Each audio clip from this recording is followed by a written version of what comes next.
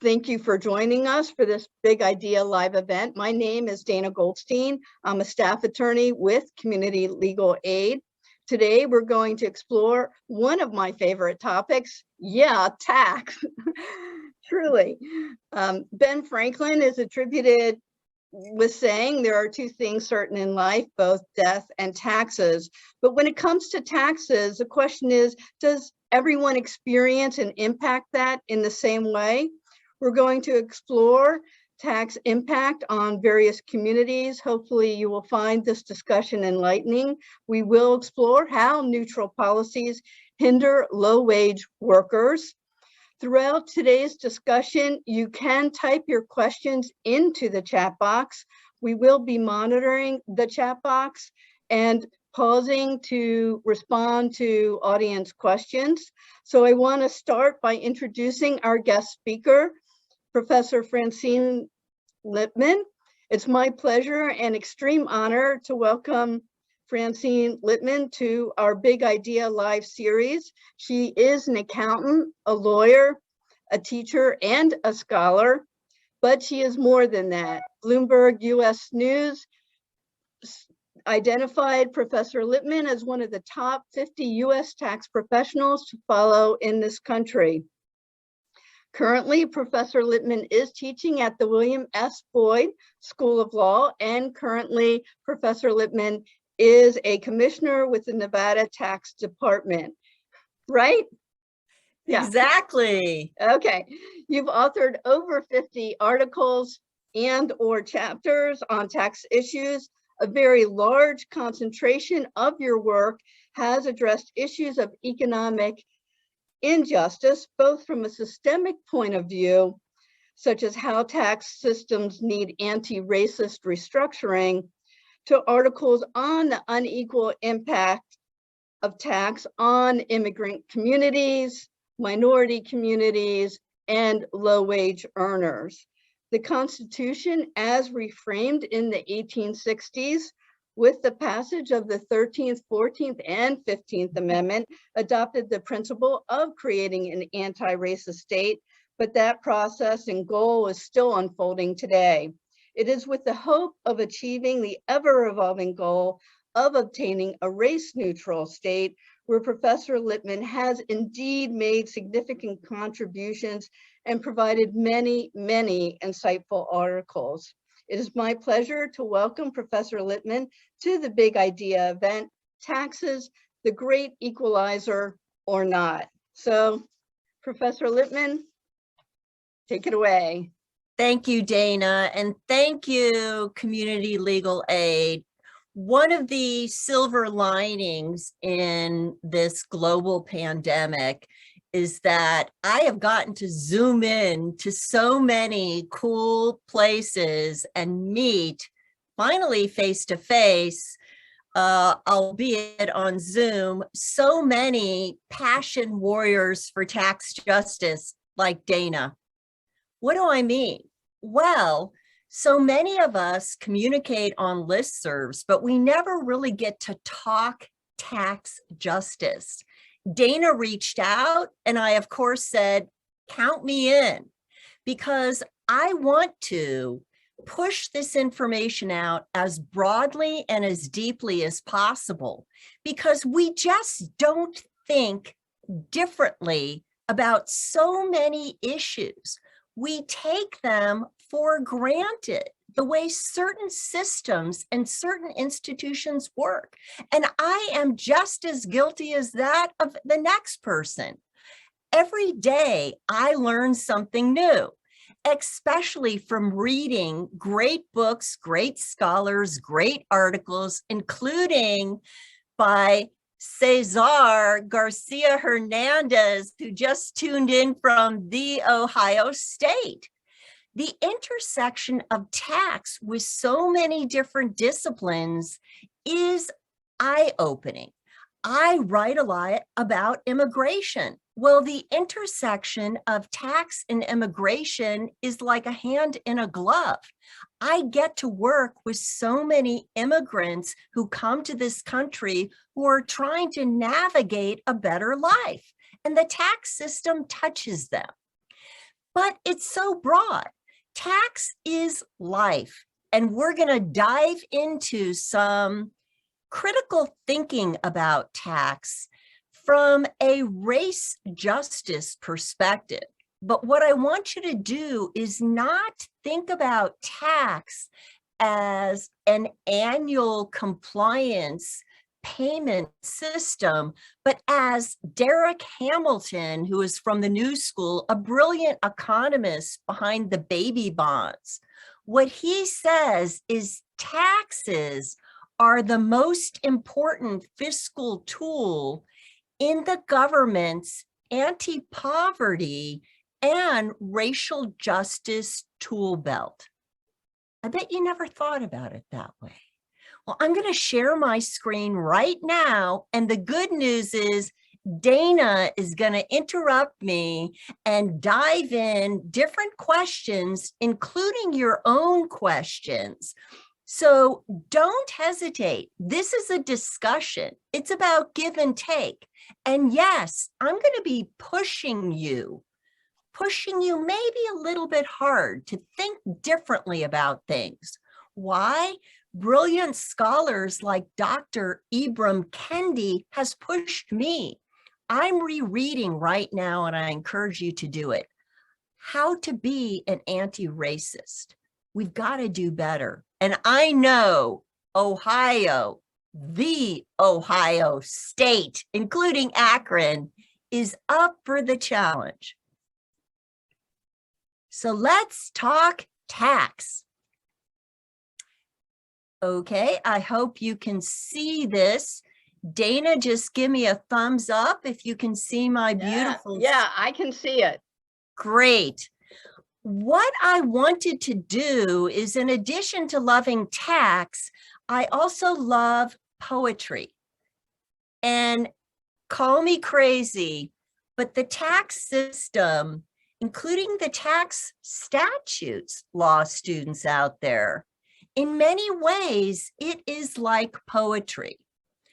Remember just about a year ago, when the amazing Amanda Gorman was at the inauguration. She's the youngest poet laureate, and she told us the norms and notions of what just isn't always just is. And this really resonated with me because there are so many things in our systems, in our institutions that we take for granted, that we don't realize have a very racist background. And the more we expose this and think about it critically, the more just our society will be for all of us. And of course, that's Maya Angelou. And when I look at Maya Angelou, who we've lost, and then I look at Amanda Gorman, who is just blossoming into her own, I have so much hope for all of us. So including each and all of you to think about tax differently. Well, I know I am probably not saying anything you don't already know, but the U.S. system, wealth inequality is the worst in the U.S. of any developed country. So we might think that economic and wealth inequality is just the way things are. That is not true.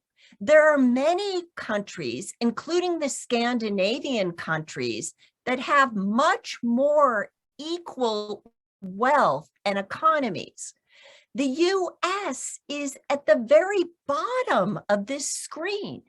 And what that means is, and unfortunately, this data is pre-pandemic.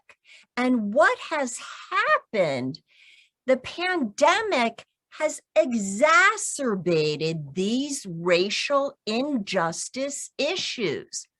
What we are seeing because of the pandemic, it has actually exposed the differences in lack of wealth for so many communities of color, we see essential workers who are having to be on the front lines at wages that are really not a living wage, who don't have good health care, who don't have good safety nets, who don't have good childcare.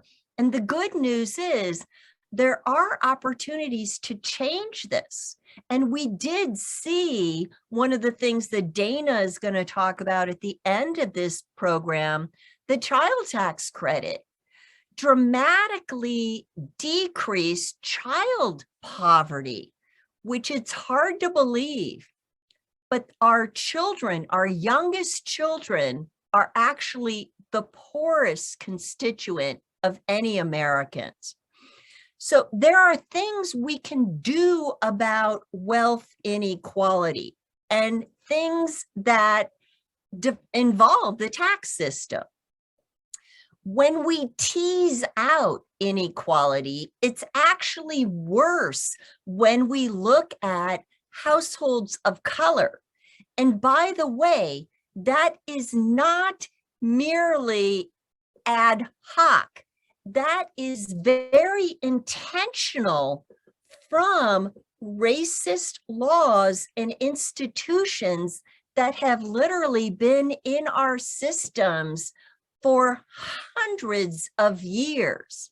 And we're going to talk about some specific examples of that. Black and Latinx families are disproportionately less wealthy than white households.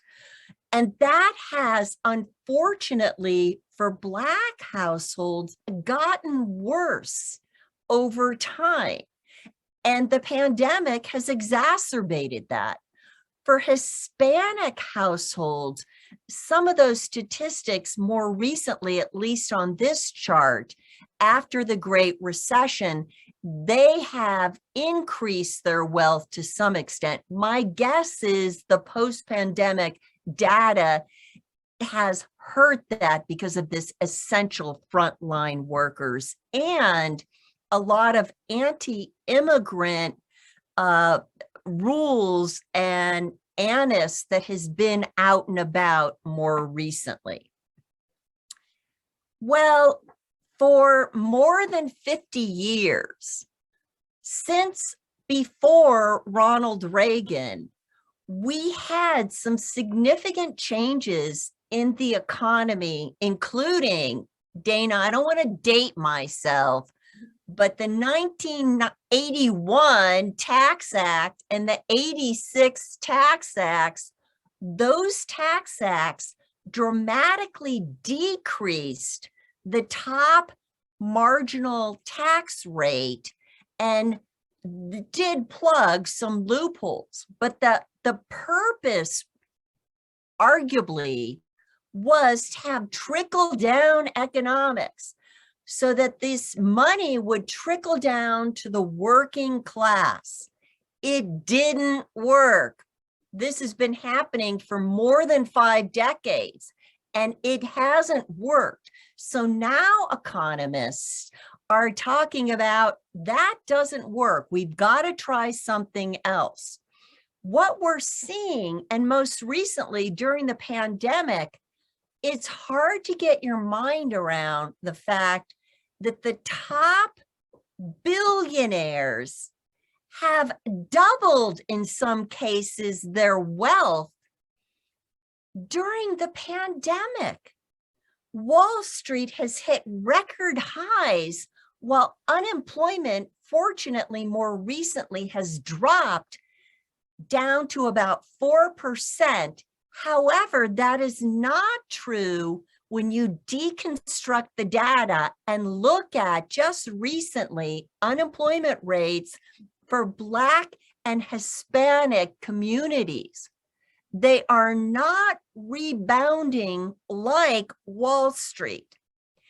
And there were prior racist tropes that suggested that these communities of color were not achieving equality economically because they were lazy, lack of responsibility, not getting a job or working, not getting marriage. There's been this constant trope in anti-poverty resources trying to target marriage.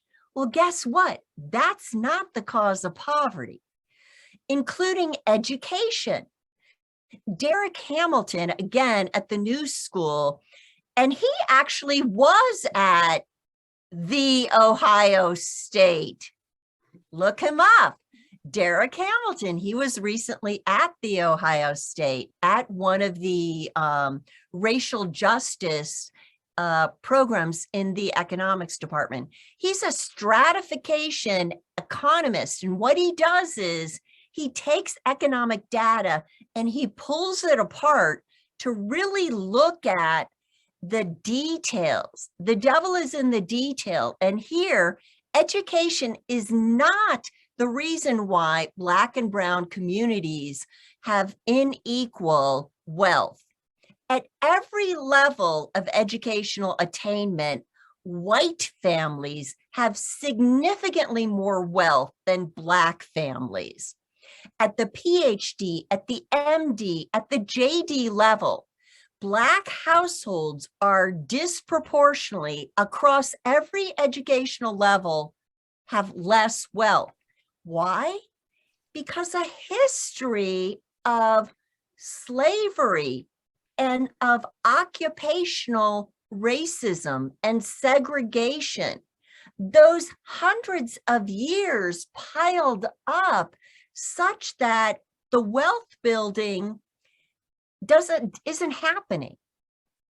A college-educated Black individual has less wealth than a white individual on average that hasn't even attained a high school degree.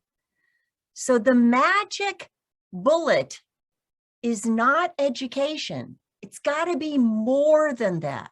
We're not saying education isn't wonderful. I am addicted to education. I teach. I have an MBA, a JD, an LLM, married to a PhD. I love education. I don't want to leave the university, but it isn't the silver bullet or the explanation for the wealth inequality. We've said marriage. In fact, TANF, temporary aid to needy families, targets money to trying to push and promote marriage. Well, guess what? White households with a single parent have more than 2 times the net worth of 2-parent Black households. So marriage isn't, again, the end all be all. We've got to pull ourselves from these old shibboleths. They haven't worked and they're not going to work. So you know how sometimes you have a square peg and you try and push it in that round hole? It's not going to work. Let's try something different. What about work? White households, even unemployed white households, have a significantly lower net worth than Black households with 2 wage earners. This is because we have had built-in, endemic, baked-in racism in our systems that we don't even realize until we open our eyes and hearts and minds to thinking differently. Well, many people, and I talk to people across the country of all ages and of all backgrounds, and most people think tax is a 4-letter word, right, Dana? It's not. Tax is the way we empower each other. And we're in tax season. How exciting. So you get to empower people in the next couple months by filing your return. Well, the US tax system is not high. We rank very low relative to all other countries except South Korea, Turkey, Ireland, Chile, and Mexico, we do not overtax our population, our residents.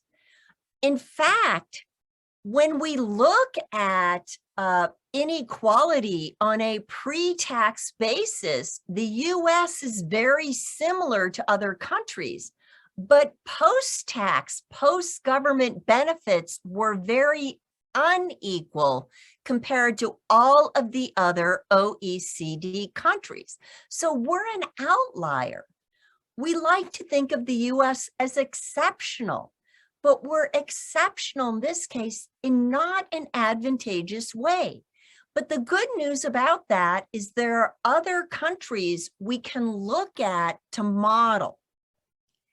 So everybody thinks the tax rates are high historically.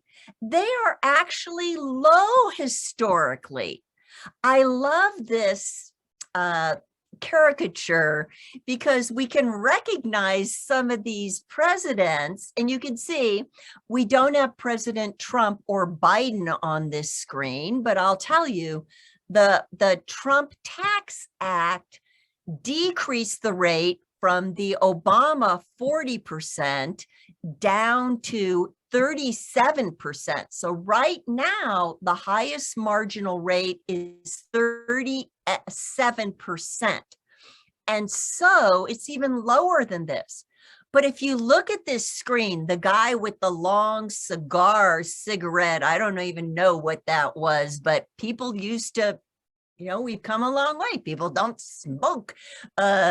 Presidents don't generally smoke on television or out there, but that was Roosevelt. So that was during the war. During the war effort, Roosevelt asked Congress, I am not kidding, Dana, he asked Congress for 100% tax rate. Now, again, this is at the very highest marginal levels. So for the millionaires, the next dollar would be taxed at 100% rate. He asked Congress for 100% rate for the war effort. Congress said, no way, 100%, but they gave him a 94% highest marginal rate. It dropped after that. You can see we've got Truman, we've got Lyndon Johnson, and then we've got Nixon down to 70%. But the Reagan tax cuts were huge. Look at that, from 70% to 28%.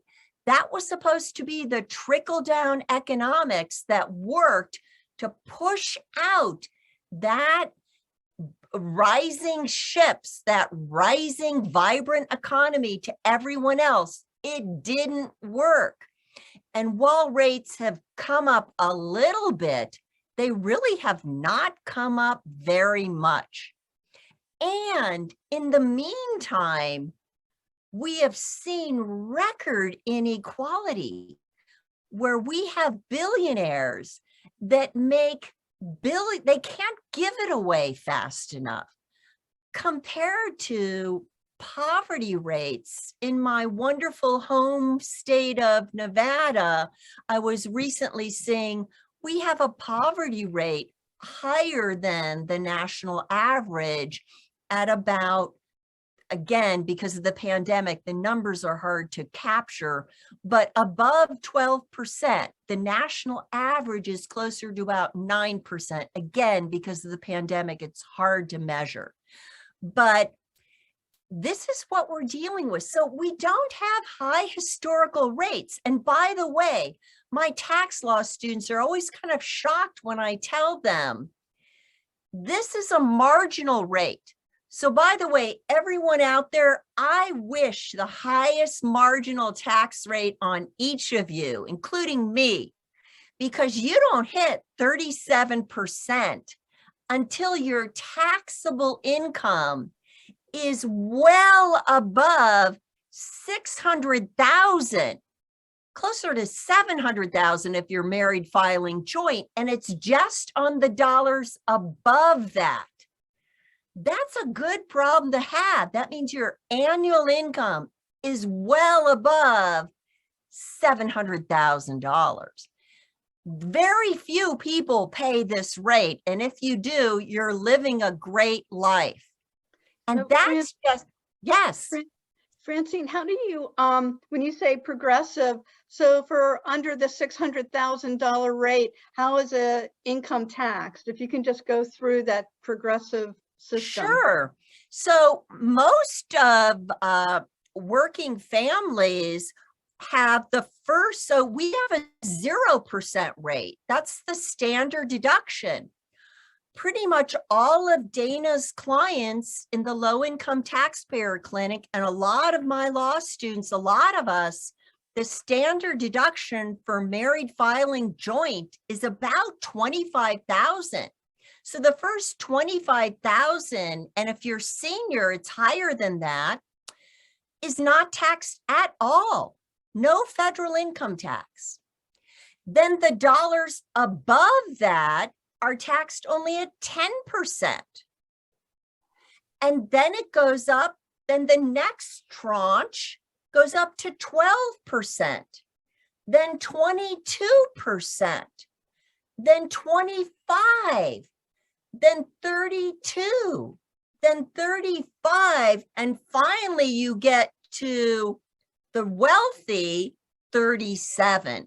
And these tranches are all tens of thousands of dollars. In some cases, in the higher levels, $100,000. So the tranches, the dollars that are taxed at each of the rates, pretty significant. So we have a progressive tax system. So if your marginal dollars are being taxed at 37%, it is because your taxable income is above about, it's indexed for inflation. That's why I don't have a specific amount, is about married filing joint, well over 600,000. And that's a small percentage of the population. Thanks for that. That's really confusing to people, isn't it, Dana? Yeah, yeah.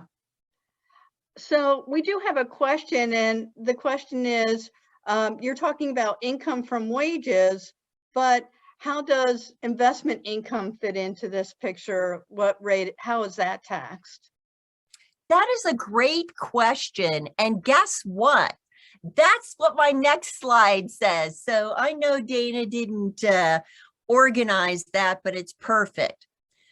So progressivity has really decreased over time. As you could see, boy, Roosevelt wanted that 100% rate. So that would have really made it progressive.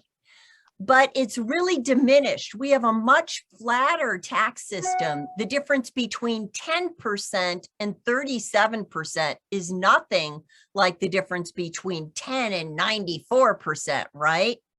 So what is happening? You're exactly right, whoever asked that question. Labor is taxed much more heavily than capital, wealth on capital. Wealth begets wealth, right? My grandma Rose, may she rest in peace, lived almost 100. And she used to always say, money goes to money. Well, she should have written the book Capital by Piketty. Capital goes to capital. So you have long-term capital gains, the maximum tax rate is 20%. And most folks pay a 15% on their long-term capital gains. So when you say capital gains, can you give us some examples of what you mean by that? Sure. What would be a common capital gain?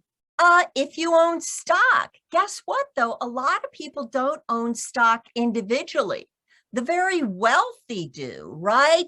Not to point any fingers, but the Bill Gates, the Amazon kings, the Facebook folks, you know, they all own stock individually. And when they sell stock, the difference between their cost and the fair market value, the selling price, is a capital gain. If they've held that asset for more than a year, it's a long-term capital gain, taxed at 20% versus, we're sure, the Facebook IPO owners, they're in the highest marginal tax rates. So they're paying 20% versus ordinary income tax rates of 37%. So when Warren Buffett, we've always heard about how Warren Buffett a few years back said, I pay less tax than my secretary or support staff. Assuming that all of Warren Buffett's income is from stocks and bonds, which is sort of where he's a guru, then is that the tax rate you're talking about that Warren Buffett would be in? Absolutely right. So 20% for good old Warren. And we hope he, the good news is he can donate that stock and get a nice tax deduction, donate it to community legal aid and get a nice tax deduction to reduce his taxable income. And that goes to the next point, right? That deductions, if you're in a 37% bracket, your deductions effectively get you a 37% benefit.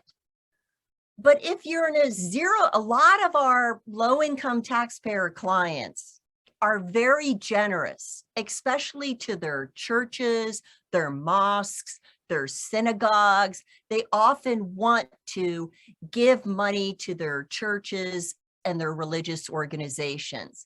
Many of those individuals, because they use the standard deduction, don't get any tax benefit for charitable giving, as compared to these folks who are giving these enormous amounts in stock that maybe didn't cost them hardly anything. They're getting an 37% benefit, even though they don't have to recognize the capital gain. They get a fair market value deduction. I mean, it's a huge windfall. Why? Let me pull this back a little bit. That is a tax system that is intentionally designed to benefit the very wealthiest. Only the very wealthiest typically own shares of stock individually. And that population is disproportionately white. Why? Because of hundreds of years of racism, causing individuals not to be able to accumulate wealth. In fact, the top 10 wealthiest individuals, it's not going to surprise anyone, are 10 in the world, are 10 white men. And again, many of them are names you would recognize because their wealth was developed from the stock market. The stock market that our society, our government kind of subsidized through a free market economy. So it's really fascinating. Well, people say, well, wealth taxes. Well, guess what? Over the last many years, wealth taxes, estate taxes, gift taxes, and indeed, it's even been called death taxes. Anti-tax folks are very good at coming up with terminology that resonates with people. So these death taxes have been scaled back to the point that they only impact a very, very elite group. Dana, they impact such a small group of people across the country that what is fascinating is many law schools, including in the Northeast, no longer teach, Dana, estate and gift tax because it's such an elite population that is subject to it. Fascinating. So we do have one question Good. It's asking about Senator Wyden's proposal for the billionaire tax. Do you know anything about that proposal, and can you explain it? Yes, absolutely. So there are a couple proposals in the Build Back Better plan. And right now, there are a couple different plans. So the Wyden wealth tax proposal is not presently in Build Back Better, to the best of my knowledge and belief, but it's all very dynamic. But that was to tax wealth above, and again, this is a good problem to have, above $1 billion, right? And it would just be on the assets, the fair market value of those assets as of a particular date above that amount. And it was a very, very low rate. It was like cents on the dollar. But it was an annual tax, and it wasn't at death. It was more similar to taxes that everyone out there pays. A property tax. Do you pay property taxes on your house? Of course you do, annually, right? Some of us pay it through a mortgage, where every month we pay money into an impound account. And if you don't own a house, you're still paying property taxes on your car or on your motorcycle or on your boat. Do you have boats in Ohio? Probably. Boats, on your boats or on your RV. Everybody pays property taxes, and those are personal property taxes or real property taxes. So this would just be expanding that, a federal property tax on enormous amounts of wealth, to try to even the playing field. That's different than the estate and gift tax, which typically happens at the end of life. And we're going to talk specifically about that. But before we do, I do want to talk a little bit about SALT taxes. So that's not the salt you put on the icy sidewalk, which is really important so you don't slip and fall. But this is state and local tax system. So SALT taxes. When you hear that, you now have a cool acronym, SALT taxes. Most lower income households, because of this large standard deduction I talked about, $25,000 for married filing joint, about half that for single, don't pay significant federal income taxes, although they pay Social Security and Medicare taxes on $1, and that's 15.3%. But I want to talk about state and local taxes. Sales tax. Every single day when you go to the grocery store or the clothing store or wherever you go to purchase, to consume things on Amazon now, you pay sales and use taxes. You pay state and local income taxes. You pay property taxes. You pay, in Nevada, what do we pay? I don't pay, but a lot of our tourists pay gaming taxes, right? Hotel taxes, utility taxes. State and local taxes are very regressive. And what that means is the lowest income households pay the highest rate, much higher than Bill Gates or Warren Buffett or Zuckerberg or any of those folks. Why? When you're lower income, you have to spend all of your money. You can't save and accumulate wealth. So don't forget about state and local taxes. Those are really important. So let's talk about some inherent provisions in our tax system that I believe have a racist implication, that have been in the tax system for more than 100 years, and that are helping people accumulate massive amounts of wealth and not pay any taxes, including income taxes. So inheritance, but one of the first code sections I love to teach in federal income tax is code section 102, because it's really short. It's poetic. It says, gross income shall not include any amount received as an inheritance, a bequest, or a gift, or a devise. Lawyers like to say the same thing 4 times, right? So any amount you inherit or you receive as a gift is excluded from income. 100% without any dollar amount. So if Bill Gates pops in, please Bill Gates, and says everyone on this webinar gets $100 million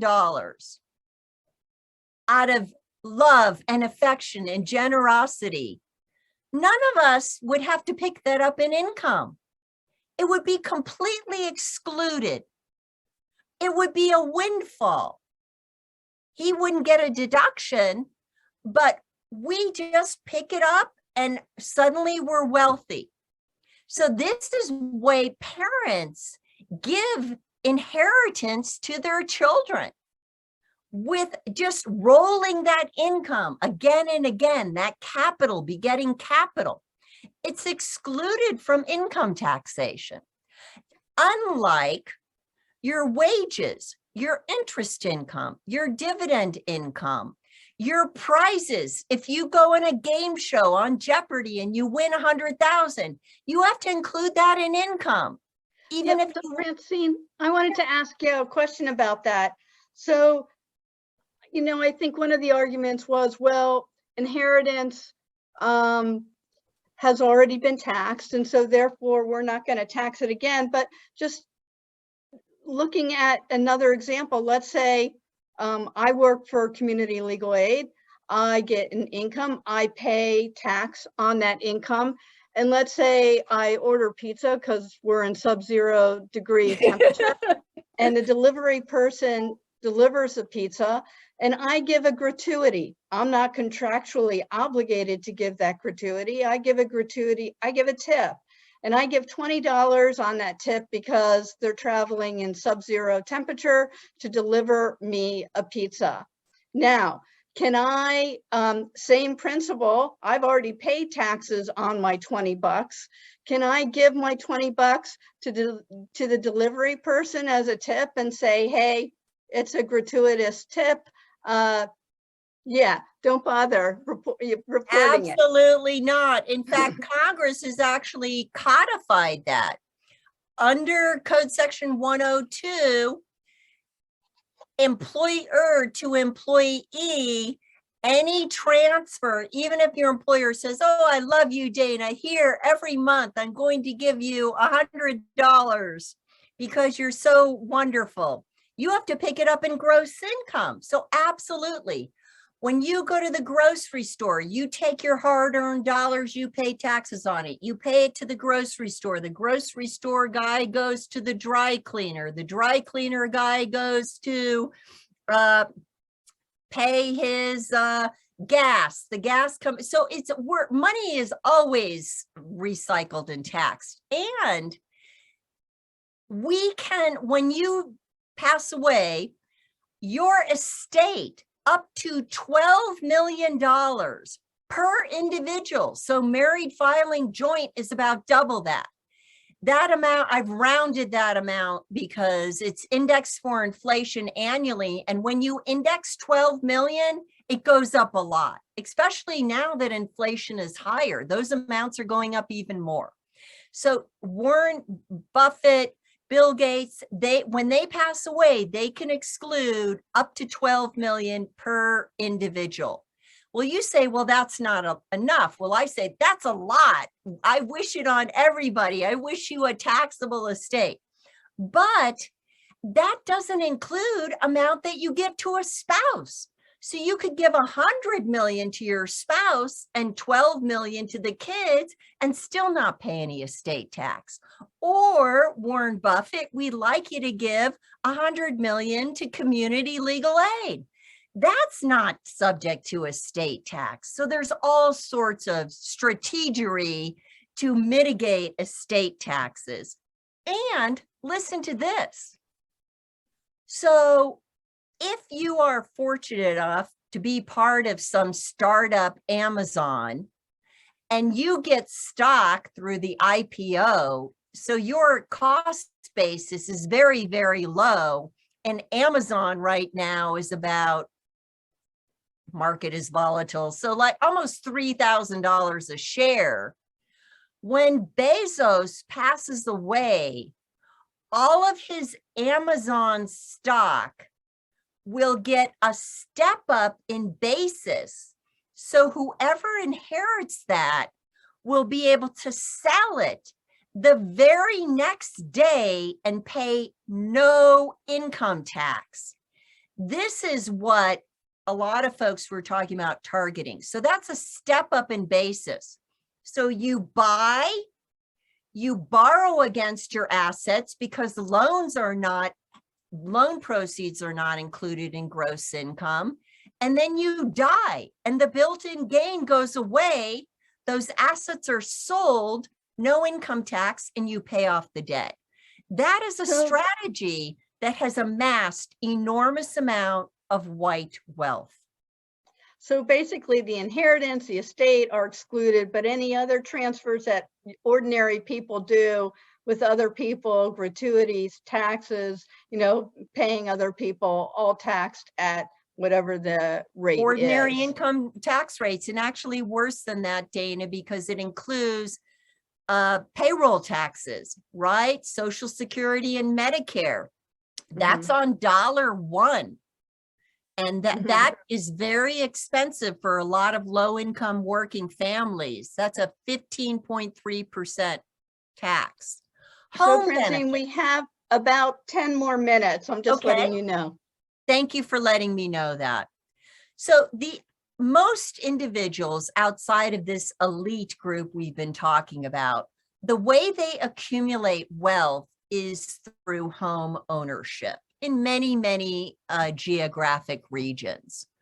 Well, when we look at the history behind home ownership, especially lending practices, a wonderful scholar who's a friend of mine, I'm going to give him a shout out, Richard Winchester. He's at Seton Hall in New Jersey. He's just written a wonderful law review article that'll be published in the Kentucky Law Review called Home Ownership While Black.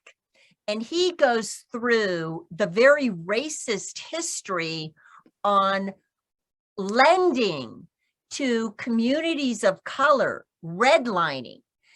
Banks were targeting certain communities and not lending to them, or lending to them at very high targeted rates, egregious rates. And we saw this in the Great Recession, that communities of color lost their homes at disproportionate rates. So if you lose your home, you suffer a horrific wealth decrease that is very difficult to get out of. But if generation after generation of white households accumulate this wealth through home ownership, that helps the next generations fund college so they don't have educational loans. Create a down payment for the children. We see this with everyday families that we talk to in white households as compared to communities of color. Just amassing that first capital to beget capital. So how do we subsidize home ownership in the tax system? Well, your home mortgage is one of the few interest deductions that you can itemize and get a tax benefit from. So the federal government is subsidizing your leveraging of that purchase of the asset. So you use money from the bank plus your money, and you get 100% of the upside. And the federal government subsidizes this through your interest deduction and your property tax deduction. In addition, when you sell your home, to the extent you have a gain on that sale from your purchase price to the selling price over however long it's been, well, at least 2 of the last 5 years, you can exclude every 2 years $500,000 of gain, married filing joint. If you're single, it's half that. So we really subsidize wealth accumulation in home ownership, and this disproportionately benefits white households as compared to communities of color, because communities of color have discovered, and this has been in the media quite a bit, they don't get the wealth appreciation.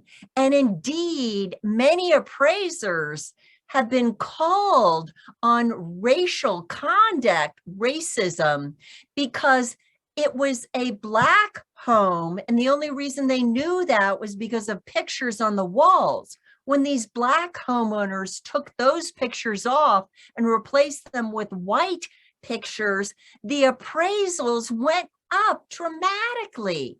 So that's just a horrific example of racism in home ownership. And by the way, Dana, as you know, during the Great Recession, especially in Nevada, my home state, really suffered from losses on sales. Those losses are not deductible. So if you have a loss on the sale of your home, you don't get a tax benefit, even though it's a true economic loss in many cases. So tax gains, if I buy a house at 100 and in 2 years I live in it, I sell it for 120, I can exclude that gain.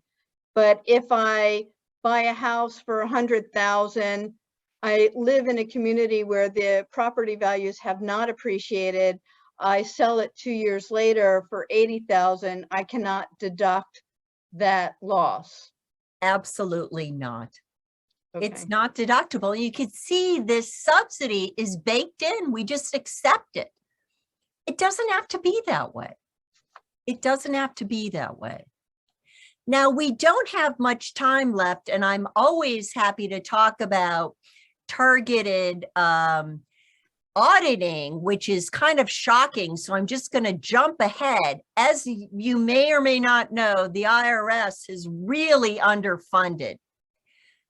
Congress is in the Build Back Better plan. Congress is planning to give them $80 billion so they can open the mail and process your returns and get you your child tax credits. But in any case, they've been defunded. And that's very intentional because it's the Senate. And so you say, well, that's okay. No, it's not, because the tax gap is enormous. It's about $600 billion a year.